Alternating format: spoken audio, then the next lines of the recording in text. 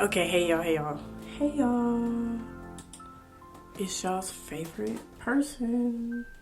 Or maybe not. I don't know. But it's me. And I'm back. I'm Lex. And I'm back. And I'm black. Yeah. Y'all know, I wake up in the mornings or sometimes when I'm looking in the mirror and I'm like, you know what? Thank God I'm black. Not to say that there's anything wrong with any other race or ethnic group or whatever. But I wake up and I realize, thank God that I am a black woman. Because one thing about black women is we have the Eve gene, which is the gene that comes from the mother of the human race, Eve, right? And when I was younger, I used to want to be white for some odd reason. I wanted straight hair. I wanted to just sleep without having to cover up my head. Because my mom used to put underwear on my head because I didn't have a bonnet or a scarf. So she would put like a pair of underwear on my head. And it's just as I got older and realized that my white classmates, they just woke up, went to school, right? But they didn't have to spend as much time doing their hair in the mornings. They didn't have to, right? And it was more of a choice and more something you do when you get older. But they got to just wear their hair and it just flowed, right? And my mom used to put my hair in plaits. And I used to just not like that. Like, I want something more. But she'll tell me, like, as time goes on, you'll be able to wear your hair in different ways and wear it how you want to. And so I guess I rushed my time to wear my hair straight because I really wanted to wear my hair straight. And my mom would experiment on me, y'all, because my mom has short hair. And I had longer hair. Not long hair, but longer. Okay. And she would experiment on me. And my hair would get shorter and shorter and shorter. And then so she would experiment on straightening my hair, rather. So as I got to like middle school, maybe 11, 12 years old, I was like, you know what, I'm gonna learn how to do it myself. So she stopped experimenting on me. Okay. And I don't know, like when my grandma died December 2010. So excuse my stomach. But anyways, my grandma died and that really stressed me out and it really took a lot of my hair out. That and the fact that when my grandma died, my mom needed me to get my hair done. So she asked someone to do my hair and give me a perm or relaxer. And I don't know what happened, but my edges just started getting shorter and shorter. My hair just started getting shorter and shorter. I was straightening it. There was more and more hair on the sink. And I would just leave the hair on the sink, like, because I was always in a rush to get to school. And so, eventually, I got a haircut. And me and my mom, we went out of town and we stopped at a Walmart and they had a barbershop or a beauty salon in there. And I was like, hey, Mom, didn't you say you wanted me to get a haircut? And she was like, yeah, I guess. And so we went in there and nice white lady, she was like, okay, well, what kind of haircut you want? And she gave me the little book with all the pictures of haircuts. So I picked out one and she was like, okay, well, I think our goal here is to make it even because your hair is uneven in a lot of different parts. So we just want to make it even for one. And to make my hair even, it ended up getting cut to my ears. And my hair at that point was past my shoulders. but she cut it up to my ears. And I would feel so insecure because my hair was short, because I liked having longer hair. That's what I wanted. I wanted to have it straight and flowing and whatever, like the white girls, right? And then I feel like that was a very, very humbling season of my life. Okay? Like, it prepared me for a lot. And when my hair was short, I would take pictures and I would hold the phone up high, so that my hair would look longer, or that my bang would cover most of my face, rather. Because I was insecure of my face, my looks. And I recently posted a lot of pictures of like old middle school pictures, and you can very much tell that I would hold the phone up high, right? So my hair would get a little longer, and then I would get it cut, and then it would get a little longer, and then I was so stressed out. My body was in fight or flight all the time, that high school, my hair just stayed mainly shoulder, like barely touching my shoulders. I am hungry. I'm so sorry, y'all. But, so yeah, I would want my hair to be longer. I would wear clip-ins, and I found some clip-ins that worked to where people couldn't tell that it wasn't my hair until they would hear the little clicks, and I made the clip-ins myself, right, with hair, like $20 pack of hair from the hair store. I think it was Shake and Go. Okay, Yaki. Okay, just for context, right? So I bought the hair, sewed the clips in myself, and I made 3. Oh my goodness. Help me, Jesus. So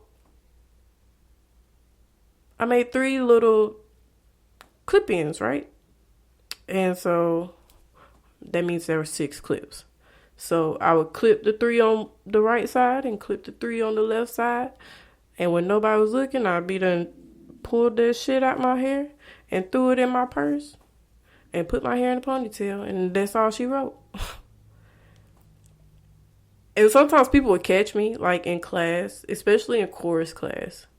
And one time I was in math class and we were taking a test, and I finished my test early, and I was like, this is really giving me a headache. And so I started clicking my hair, and this boy looks at me. This white boy looks at me. And I look at him. And then he looks away. I go click, click, click. And he's like, what? And I look at him, and he look at me. And then he look away again. And then I pull my hair out my purse, and he catch me pulling it out my head and putting it in my purse. He was like, what the fuck? And I put my head down and went to sleep. One thing I'm not going to do is explain myself. Especially not when we're taking a test. I'll get in trouble. But yeah, that was what I did in high school. I was good for that one, right? I was good for that one, to just take my hair out and throw it in my purse. And I did that for a while. And then I had my clip-ins for my senior pictures and graduation. And it really helped at graduation that these clip-ins were Yaki, right? Because Yaki is kind of the texture of relaxed hair. And so day of graduation, it was raining. And so my hair kind of fluffed out a little bit, but not too bad to where it didn't match the clip-ins. So I was still good. So, yeah. But then when I got to college, I was like, you know what? And these are a little old. So I ordered some clip-ins off of Amazon. And then I got them, and they were too thin. And so I ordered another set.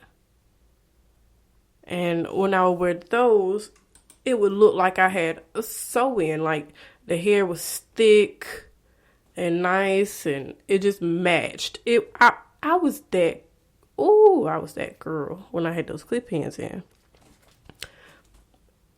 But that was 2017 when I got those clip-ins.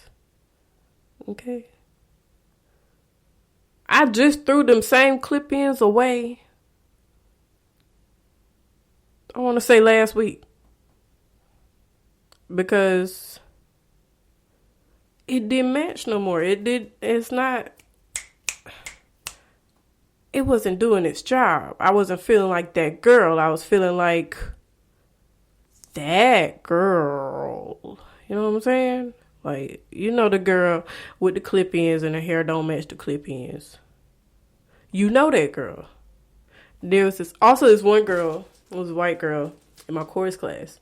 And so at the same time I would wear my clip-ins, it would match, right? And this white girl, she would wear clip-ins, and it did not match. Well, I knew two white girls that wear clip-ins and it didn't match. But this one particular white girl, she, her hair was short, like shoulder length, probably the same length as mine. And she would wear long clip-ins, and they would be curly at the bottom. And then her hair would just be straight and bumped at the ends. So it was not giving what it needed to give. And she had an attitude with me, and I could have been of assistance to her, but she was always had a problem with me. So I never just felt comfortable enough to just say, hey, you know, your clip-ins don't match. You know, I can help you with that. But I don't know. But as I got older and I was still trying to wear those same clip-ins from college and still feel like that girl from that time, it was not giving. Because now my hair isn't matching. You know, your hair texture changes as you grow older. Like, your hair texture is different all over your head at the same time. Because mine, the back fooled me. It really fooled me. I thought I had like a 4C back there. Right? And then after I did kind of a big chop where I just cut off the Texlax ends, or the heat damaged ends or whatever ends, and just kept the natural at the back part of my head, I realized that I have nice hair. Not to brag or anything, but it wasn't what I thought. Like, I knew that 4C is good hair as well. Don't get me wrong. But I was going to manage it different. Because you can't handle each hair type the same. So I already had a vision in my mind of, okay, I need to prepare myself to be able to work with the hair that I thought I had. But then after I cut the ends off, it gave my hair time to do its thing, find its rhythm, its pattern. And I put that conditioner on there, and I was like, oh, baby, it's giving Puerto Rican. It's giving Puerto Rican, okay? Not for real, but like, it was giving, okay, this is different. It's not what I thought. Because this requires different treatment, is hair texture, right? So, I guess it's to say, even with my hair and my life, what worked then doesn't have to work now. And it's best to throw stuff away and just keep trying to make it fit into your life. Because I was going to try to make them clip-ins fit. I was washing them and conditioning them and blow drying it and fine. Like, it's not gonna work, baby. This is old. This is old. My hair, the hair, it didn't move, okay? So I just had to throw it away, let it go. I can always get more clip-ins. I can always make some more clip-ins with some $20 hair and a pack of wig clips. So I don't know.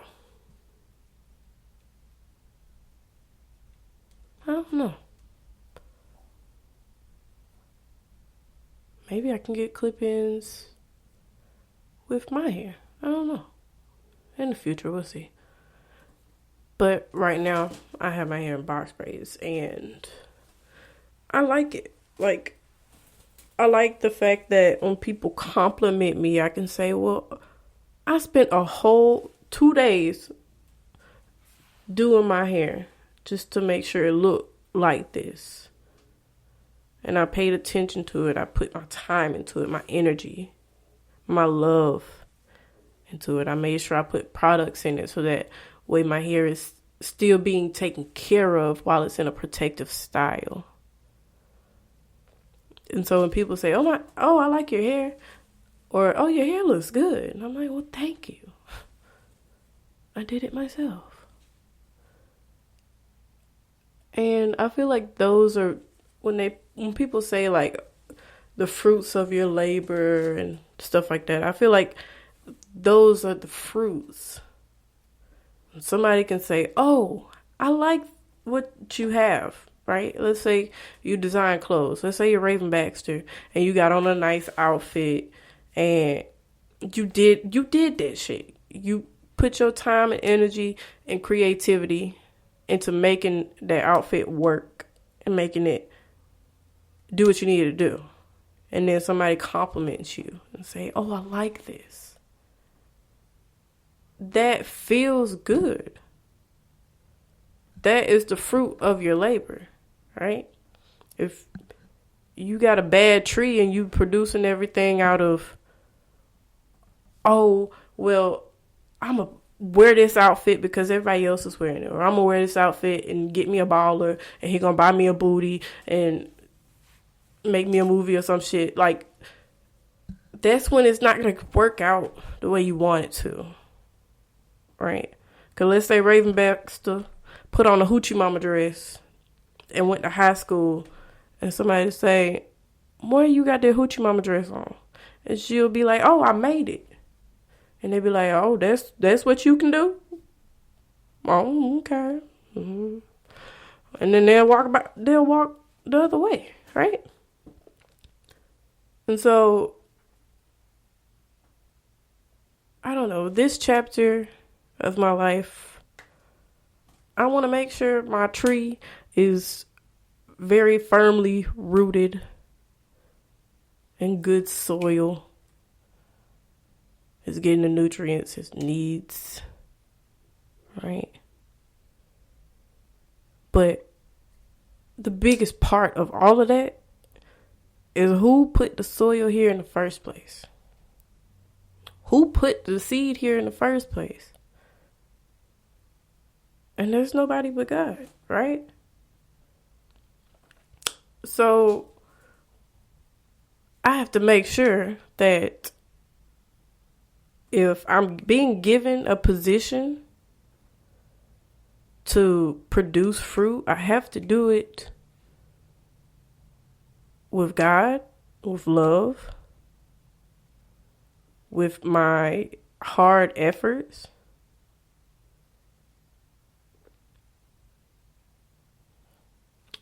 And then I guess it just has no choice but to produce good fruit. So now I gotta figure out what is my fruit gonna be, guys? Because I don't know. Sips coffee. Y'all, I fucked around and signed up for the Panera Bread Sip Club, Unlimited Sip Club. And it was cool for the first month. I went like 2 days. got me a free cup of coffee or the little drink. That shit was nasty. It tastes like it had liquor in it. And I ain't like that. Because I was like, how am I supposed to get home? Okay? But then I didn't cancel. And they charged my card. No. I was about to cancel and they were like, oh, well, we can do it for $3 a month for 3 months. So I was like, free drinks for $3 a month. Sign me the fuck up. Okay. And so now I'm in my second month of paying $3 and they charged my card this morning. So I was like, might as well go get some coffee because I don't have any. Speaking of humble. So yeah, back to my hair. That really humbled me and it had to teach me to love myself to keep going and keep doing what I needed to do. Because the more I worried about my hair, the more it fell out. And as I got older and as I was afforded time, I got to learn how to handle my hair and do different things with my hair and like I wanted. If I want long flowing hair, I'll just get it sewn in and get some clip-ins. Problem solved. Or if I want curly hair, I can do that. If I want a bust down wig, I can do that. I don't wear wigs, but like if that's what I need or that's what I want, then I'm gonna go get it, right? There are options now. And I love my hair. I really do. I don't. It look away right now. If I take these braids out, I don't know what it look like, but it don't look like how I want it to look like. But when when it grows to where I need it to look like, best believe y'all gonna be seeing it, and y'all gonna be like, damn, she take care of her hair. Cause if you can't tell that I take care of my hair, then I wouldn't have any. I mean, I guess. But anyways.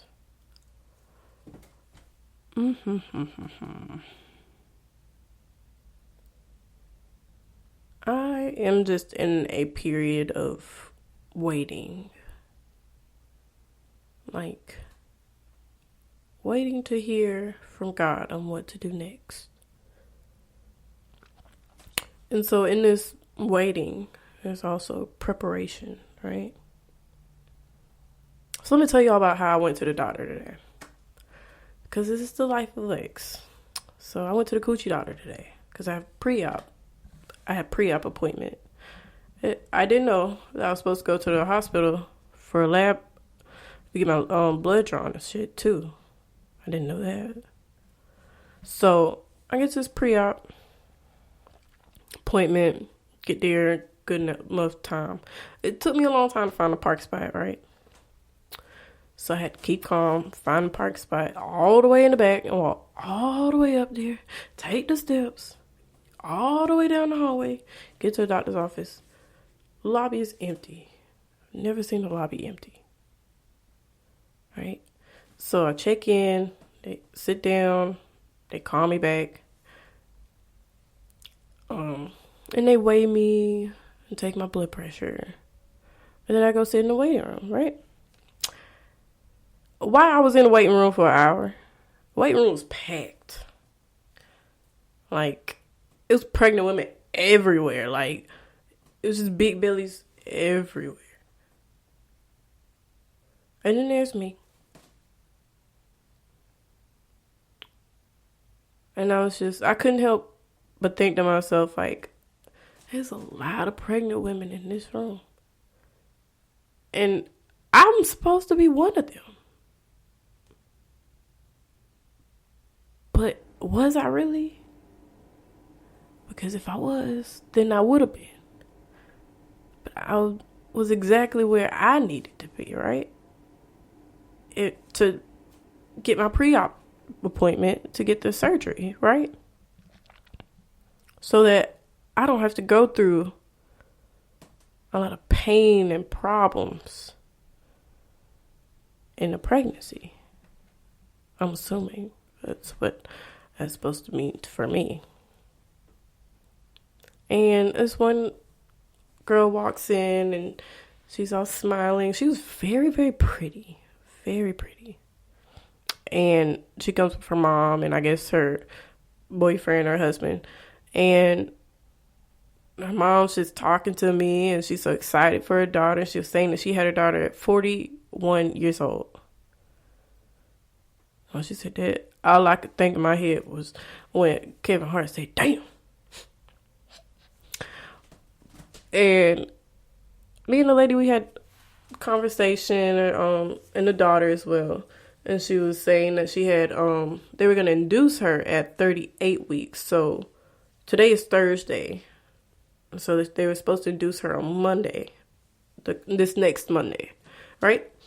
And this other girl was asking her, like, oh, why are they inducing you? She was also pregnant. So it was this girl that had her mom and her boyfriend. She was 28. And then this other girl, she was 20, right? And she was also pregnant. And she was due in May. So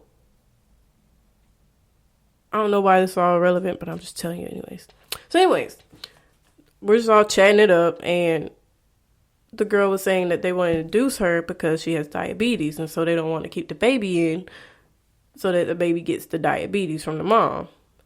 And it's just, and her mom was saying that there's so many things that she's learning now through her daughter being pregnant, and then so many things that like her daughter will be scared about, and she'll call her mom, and her mom will tell her, like, just stop reading this stuff. Like, you're gonna be fine, right? And it just made me think. I heard in a sermon this morning on TikTok, and this pastor was talking about the beginning of the Bible, Genesis, right? And so Adam and Eve, back to Adam and Eve, right? So Adam came first, and Eve came from him, right? So that was man, and then woman, right? And then Eve was just chilling, minding her business in the garden, and here come a little snaky snake saying, "Hey, come eat some of this, right? Come get you one of these." And she was like, I don't know, I'm Gucci, I'm really Gucci, like, I ain't trying to die. He like, how you gonna eat and die? You eat to live, not live to eat. I don't know, shit. Like, you eat to live, not live to eat. So go ahead and get you a little nibble. And she said, all right, bet, hand me that. And she ate it and gave it to Adam. Said, hey, get you a little bit of this. And he said, all right, bet. He ate it. And then they realized they was naked. And they was like, bro, put some clothes on. And he was like, girl, put some clothes on. And so they went and put some clothes on. And then they heard God walking through the garden, chilling like Eve was. And he like, hey, where y'all at? Where the party at? And it was like, hey, we kind of hid because we realized we ain't have no clothes on. Okay? And God was like, what? Who told you that? Where'd you get that from? Ain't nothing wrong with you. You was born that way, bro. You came looking that way. What are you trying to hide? And so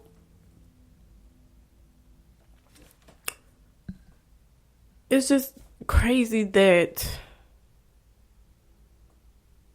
we come from Adam and Eve, essentially. And when God found this out, he was like, okay, snakes, y'all gonna have beef with the pregnant women for all of eternity, right? And that's why they say snakes chase pregnant women, right? Well, that's what I'm thinking, right? Because I'm old school, I'm country, so I hear the old school shit, right? And you see a snake, somebody gonna ask you, is you pregnant? But anyways, so then God told Eve, he said, hey, you're gonna have to suffer to bring children to the world, or to bring forth fruit. Right? It's not just gonna come. You're gonna have to deal with some shit, right? It's gonna hurt. You're gonna get what you want, or you're gonna get something great out of it, but it's gonna hurt, right?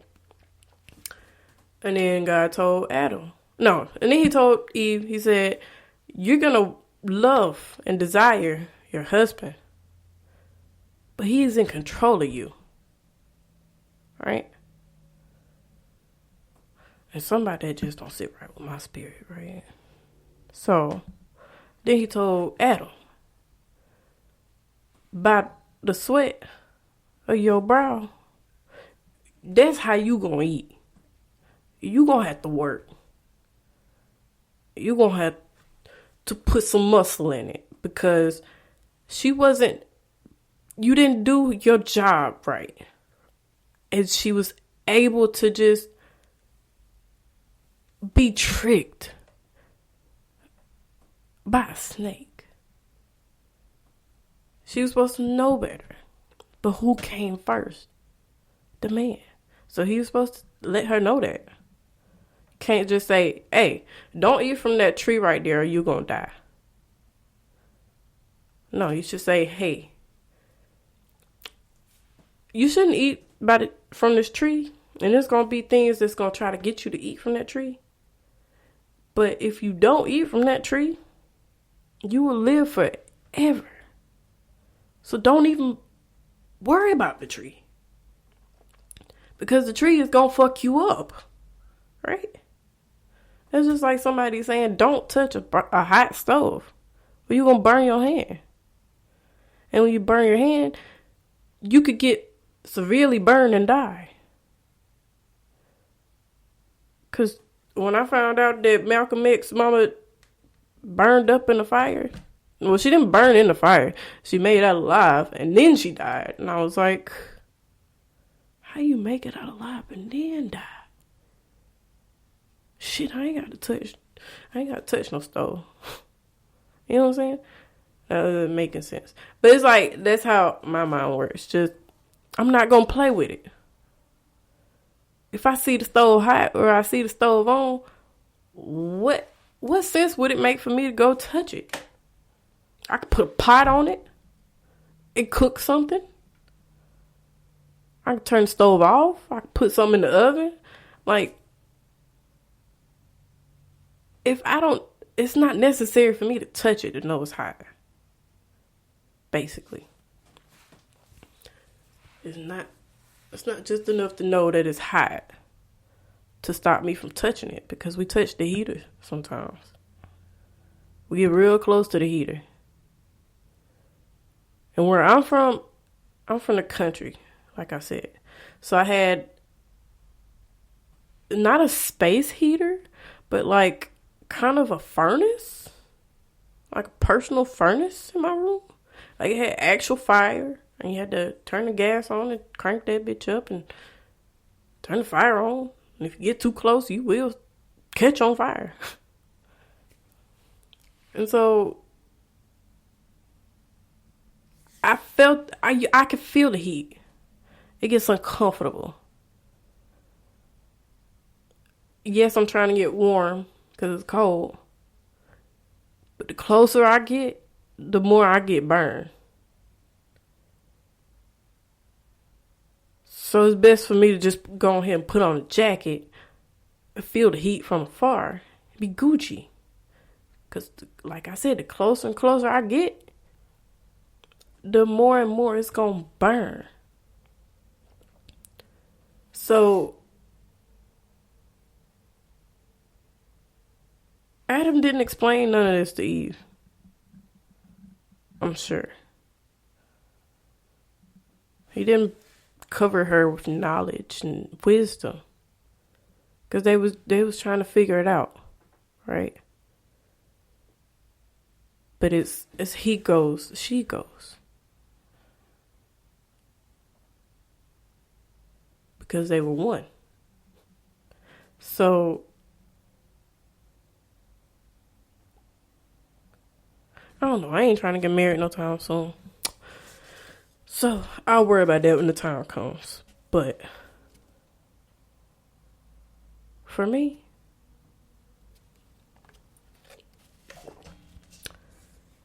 I am just praying that whatever fruit I produce has seed in it. Y'all know them cuties, them mandarin oranges, they don't have no seeds in it most of the time. Sometimes they do. Most of the time they don't. That's a little odd. I'm still going to eat it, but that's a little odd. Because you can't reproduce that. If you got some old potatoes that start sprouting, you could put that in some dirt and you're going to have some potatoes. Maybe. If they don't ripe. But you can't reproduce a cutie, a mandarin orange. An orange has seeds in it. You can reproduce that. You can do something with that. So, I want to produce fruit that has seed in it, that can be reproduced. And that can feed more people. Because don't like one lemon seed make like 1,000 lemons or some shit like that. I don't know.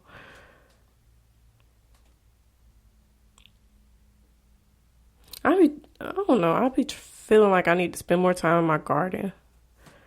But it's like not much for me to do besides check on it, water it, talk to it, and let nature do its thing. Because I've already planted the seeds.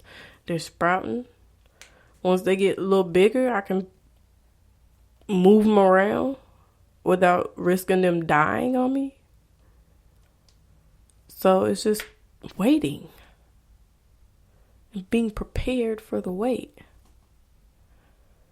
So I hope that all that I've been doing with my time has been in preparation for what is to come. I don't know what is to come. But all I know is y'all come up with me. Because if you are listening to me and you believe the words coming out of my mouth, and that is all I need to know that you're good. You're good with me, right? We was gonna be cool regardless, but the fact that you are rocking with me enough to just listen to my story and listen to my crazy, crazy life, and that means a lot to me, right? Because I walk around thinking that sometimes I think that people notice me, and most of the time I don't.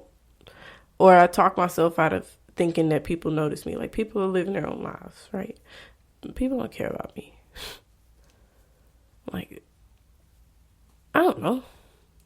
I'll look around and try to take everything in, not just staring at people. When I stare at people, I try to compliment them so it's not awkward. So, like, if I take a double look and you catch me looking twice, I'm going to say, oh, I like your hair. I'm going to say something just because, well, one, I do like your hair, maybe. But, well, if I'm complimenting you, it's coming from the heart, right? It's just that you notice me, notice you. And that when the roles are reversed, like when I notice people notice me, and they say something like, oh, I like your hair, that means a lot to me. So I just try to return that. Because you caught my attention, you look good. You know what I'm saying? So yeah, back to the doctor. So I waited in that waiting room for an hour to talk to the doctor for like 5 minutes. And she sent me to go walk all the way across the street to the hospital. And then I waited there for a long, long, long time. And I'm in the waiting room. And I recently went to Dollar Tree and got a Bible for $1.25. And it's small enough to go in my purse/book bag. So I put it in my book bag. And then whenever I'm just out in a waiting room, at least I'll have something to read. Keep my mind occupied. And so I'm in the waiting room, minding my business, reading my Bible, trying to get my phone to work and get some Wi-Fi. I don't want to come through. I'm like, okay, I guess God's telling me I need to keep reading the Bible then. So I keep reading the Bible. And then they call my name and I go back, and the nurses, they're very nice. And then I had to go pee in a cup. And I was like, oh, this is kind of funny because I'm peeing in a cup so they can take a pregnancy test. But I'm also on my cycle. So if it comes back positive, and we all going to be confused. But anyways, I hope it's not going to come back positive because, like I said, I'm on my period. So anyways, and I get in the room, they draw blood and take my weight and all that. And they're going over instructions with me. They're telling me, don't smoke no reefer 24 hours before. Don't drink. This, that, and the third. And I'm leaving. The guy's like, oh, we'll have fun. It's St. Patrick's Day is tomorrow. And I was like, really? And he was like, yeah, go drink you some green beer. And I was like, good thing I don't drink beer. And he was like, oh, what you drink? Wine? And I was like, I don't really drink. And he was like, oh, yeah. And they said you was a good girl. And I was like, huh? He was like, yeah, they said you was out there reading the Bible. People be noticing you, girl. And I'm like, yikes. But not yikes, like bad yikes, but more like, oh, I was minding my business, trying to occupy my mind because I was waiting for a long time. And if my mind's occupied, I can't complain, right? So that hard work pays off because it was hard to just sit there and read the Bible, especially King James Version. It is hard to just digest all those thous and arts and shouts. Like, it's a lot. I got the Common English version on my phone, and that's what I read. But like I said, I had one in my purse, so I had to read it. Or at least try to. So, yeah. If you see me somewhere reading the Bible, just know that it's stopping me from walking out of the door. Because I am not a patient person. I don't like to wait. So, if you see me reading the Bible somewhere, then like I said, it's stopping me from walking out of the door. And that's that on that. So, without further ado, I just want to say I love y'all. I hope y'all are having a terrific day and a terrific life.